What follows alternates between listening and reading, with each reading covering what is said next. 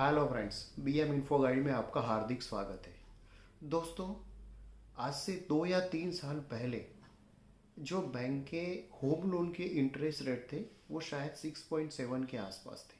आज की तारीख में वो 8.4 से लेके 8.65 और 8.8 तक पहुंच गए। अभी बढ़ते जाते होम लोन में अपना बजट भी बिगड़ जाता है, टेंशन बढ़ जाता है। वो कंडीशन में हमारे हाथ में क्या कंट्रोल है? अगर हम ऐसा तो क्या करें जिसकी वजह से हमको ये इंटरेस्ट जो बढ़ा है उसका बर्डन हमारे बजट पे ना पड़े और हम अच्छी तरह से रह पाए और हमारी परेशानी सारी दूर हो जाए। आज का टॉपिक यही है, आप अंत तक जरूर देखना। और दोस्तों, अगर आप भी ये करेंगे तो डेफिनेटली आप भी ये परेशानी से दूर हो जाएंगे। और चाहे भविष्य में अगर आपका इंटरेस्ट रेट बढ़ता है तो भी यही चीज़ आपको फॉलो करनी है। और दोस्तों, वीडियो बड़ा मज़ेदार होने वाला है, आप अंत तक ज़रूर देखना और कमेंट ज़रूर करना। दोस्तों, अभी तक आपने मेरे चैनल को सब्सक्राइब नहीं किया तो सब्सक्राइब कीजिए, लाइक कीजिए और दोस्तों के साथ शेयर कीजिए।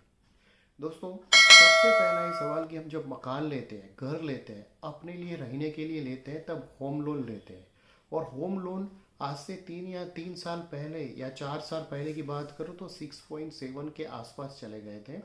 और उसकी वजह से रियल एस्टेट में लोगों ने मकान खरीदना चालू कर दिया था। जो लोग की सैलरी कम थी उन लोगों ने भी थोड़ा हिम्मत करके ये होम लोन ले लिया था। और उसकी वजह से क्या होता था कि अपना घर तो हो गया लेकिन ईएमआई पेमेंट करना है। और धीरे धीरे करके अभी जो बैंक रेट ऑफ इंटरेस्ट बढ़ा रही है वो बढ़ा रही है। साल में 2 या 3 बार बढ़ गया, लास्ट ईयर 2 बार बढ़ गया। और आज की तारीख में जो पहले 6.7 था उसकी आज 8.4 से लेके 9 या 9.2 तक चला गया है और आने वाले भविष्य में भी होने वाला है। अभी ये परिस्थिति में जब इंटरेस्ट रेट बढ़ जाता है तो क्या आप तैयार हुए पढ़ने के लिए? क्या करना चाहिए वो मुद्दा मैं लेके आया हूँ। सबसे पहले, जब इंटरेस्ट रेट बढ़ता है तो बैंक आपका ईएमआई नहीं बढ़ाता है, ईएमआई आपका सेम रहता है। अगर ईएमआई सेम रहता है तो दूसरा वेरिएबल पैरामीटर है टेंचोर। तो आपका जो पहले 15 साल के लिए टेंचोर में लिया था, शायद 2 साल आपने भर दिया, 13 साल हो गया है। जैसे ही आपका रेट ऑफ इंटरेस्ट बढ़ गया, वापिस वो 15 साल 13 साल की जगह पे 14 साल या तो वापिस 15 साल पे आ गया। अभी आपकी टेंशन बढ़ गई कि अभी और मुझे 2 साल पेमेंट करना है। तो दोस्तों, बैंक में जब भी इंटरेस्ट रेट बढ़ता है तो सबसे पहले हमारे हाथ मीन्स बैंक बढ़ाता है, उनके कंट्रोल में रेपो रेट के हिसाब से वो बढ़ जाता है, लेकिन हमारे हाथ में जो कंट्रोल है वो हमें करना चाहिए। सबसे पहले ये करो कि आप बैंक में जाके आपका जो ईएमआई है जो भी है उसमें 500 1000 रुपया आप थोड़ा बढ़ा दो। वो बढ़ने से क्या होगा कि आपका कैपिटल ज़्यादा जाएगा। और ये सब चीज़ें इनिशियल स्टेज में बहुत ही मायने रखती है, क्योंकि जब आप होम लोन लेते हैं तो पहले 3 महीने 3 साल में इंटरेस्ट रेट ज़्यादा होता है और वहाँ पे आपने थोड़ा ईएमआई बढ़ा दिया तो क्या होगा कि आपका जो टेंचर जो बढ़ने वाला है उसको आप कंट्रोल कर पाएंगे। और 500 1000 रुपया आपको ज़्यादा वो नहीं होता है, लेकिन उसकी इम्पैक्ट बहुत ही ज़्यादा हो जाती है। तो सबसे पहले आपको ये करना है कि ईएमआई को बढ़ा दो थोड़ा सा। दूसरा ऑप्शन क्या है कि सपोज हमारे बजट बिगड़ गया है, हम कुछ नहीं कर सकते, तो हमें क्या करना चाहिए?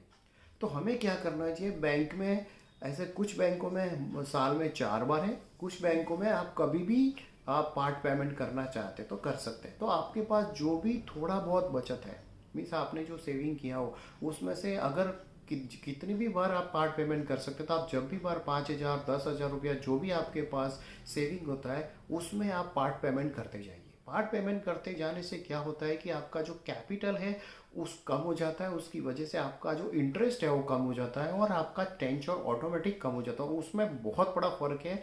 जैसे मैंने पहले बताया कि इनिशियल 3 महीने में 3 साल में अगर आपने जब पेमेंट कर दिया पार्ट पेमेंट तो आपको उसमें बहुत ही इंटरेस्ट में फ़ायदा होता है। तो दूसरी चीज़ हो गई। तीसरी चीज़ कि कई बार होता है कि हमने कुछ ऐसी पहले जब होम लोन लिया तो हमको पता नहीं था और हमने होम लोन ले लिया। आज अगर दूसरी कोई बैंक आपको और आप जहाँ पे है इसमें अगर इंटरेस्ट रेट में 0.6% से भी ज़्यादा फर्क है, सपोज कि कोई बैंक आज आपको 8% पे दे रही है और बाकी सब बैंक में 8.75 या मीन्स आपकी जो होम लोन चल रही है वो 8.75 या तो 9% हो गई है, तो दोस्तों वहाँ पे आपको ये ऑप्शन लेना पड़ेगा कि आप दूसरे बैंक में आपकी होम लोन ट्रांसफ़र कीजिए। लेकिन यहाँ पे मैं आपको रोकूंगा कि अगर 0.5% से कम है या तो 5% तब तक आप मत चेंज करो, क्योंकि उसमें जो प्रोसेसिंग फी 0.3% आपकी जाएगी। इवन तो फ्यूचर में 6 महीने के बाद ऐसा भी हो सकता है कि जो बैंक में आपका होम लोन चल रहा था, मीन्स आप जहाँ पे शिफ्ट होने वाले हो वहाँ पे कम था लेकिन बाद में वहाँ पे बढ़ गया। तो ये सब मार्केट के हिसाब से आपको देखना पड़ेगा। अदरवाइज जो बैंक में आपका होम लोन चल रहा है वहीं पे आप पार्ट पेमेंट करते जाइए, उसकी वजह से आपका टेंचर कम होता जाएगा और आपका बर्डन कम हो जाए। दोस्तों कहने के लिए बहुत ही सिंपल है कि 500,000 रुपया बढ़ा दो, लेकिन अपने बजट में थोड़ा कॉम्प्रोमाइज़ करके आप ये करेंगे तो आपको बहुत सारा फ़ायदा हो सकता है। और एक एडिशनल मैं टिप्स देना चाहता हूँ कि कई बार आपने वीडियो भी देखा होगा, किसी ने आपको गाइड भी किया होगा कि होम लोन में पार्ट पेमेंट की जगह पे आप म्यूचुअल फंड में एसआईपी कर देंगे तो आपको उससे ज़्यादा बेनिफिट होता है। दोस्तों मैं क्लियर कराना चाहता हूँ कि होम लोन पहले था 6.7 या 8% तक था तो ठीक थे। इवन तो 8.5% तक है तो ठीक है, क्योंकि म्यूचुअल फंड में अभी हमें जो मीन्स जो रिटर्न ऑफ इन्वेस्ट रिटर्न है वो 10% है तो 12% है। अगर आपके पास मीन्स 1.5 या 2% तक आपको मिलता है कि ज़्यादा वेरिएशन है, तो मैं उस टाइप में मीन्स आपको ये सलाह दे सकता हूँ कि आप एसआईपी कीजिए rather than part payment.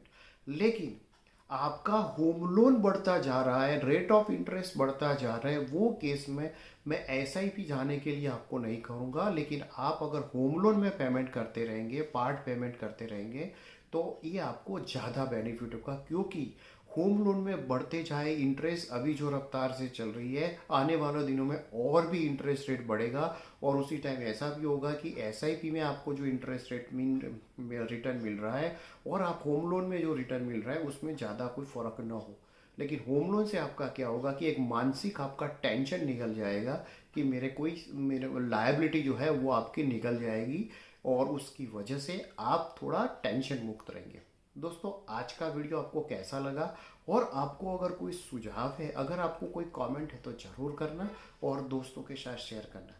Thank you दोस्तों, ऐसे ही वीडियो आपके लिए लेके आएंगे अगले रविवार। थैंक यू दोस्तों।